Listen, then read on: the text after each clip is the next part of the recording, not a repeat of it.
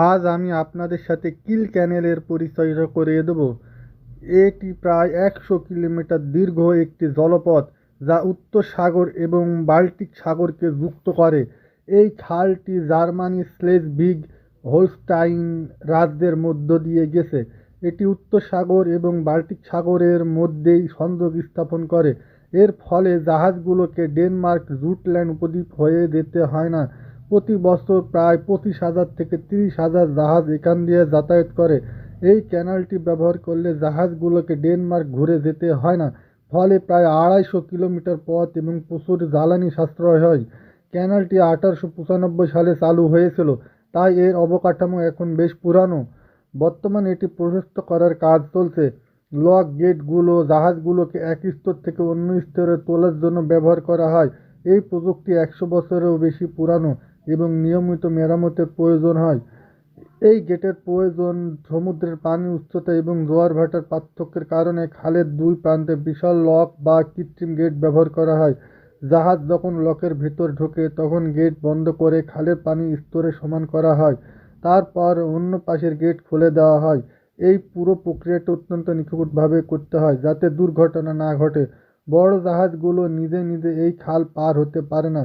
নিরাপত্তার জন্য বিশেষ প্রশিক্ষণপ্রাপ্ত পাইলট ও হেলমাসম্যান জাহাজে উঠতে হয়, যার খালের প্রতিটি বাঁক সম্পর্কে জানেন। এখানে দুজন বন্ধু নৌকা অ্যাডভেঞ্চারে এসেছে। এই ছোট পালতোলা নৌকাকে ঝুঁকি আছে।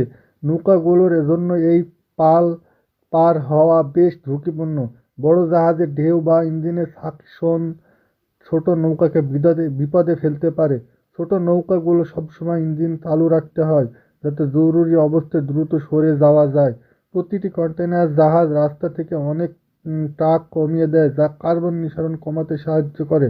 এখানে পর্যটকের বড় অংশ আসে।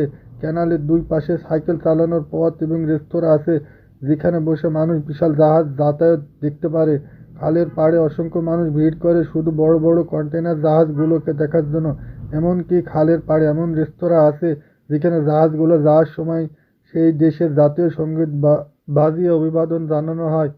খালের পানিতে এখন এমন কিছু মাছ এবং কাঁকড়া পাওয়া যায় যা এই অঞ্চলের নয়। এগুলো মূলত জাহাজের সাথে দূর দেশ থেকে চলে আসে।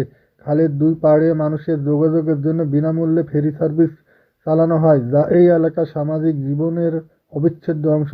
জায়গাটা সৌন্দর্য বৃদ্ধির জন্য একজন মালি নিয়মিত পরিষ্কার পরিচ্ছন্ন করে, গাছের অতিরিক্ত ডালপালা কেটে দেয়। পর্যটকরা এখানে আসে এবং বড় বড় জাহাজের ছবি ক্যামেরাবন্দি করে।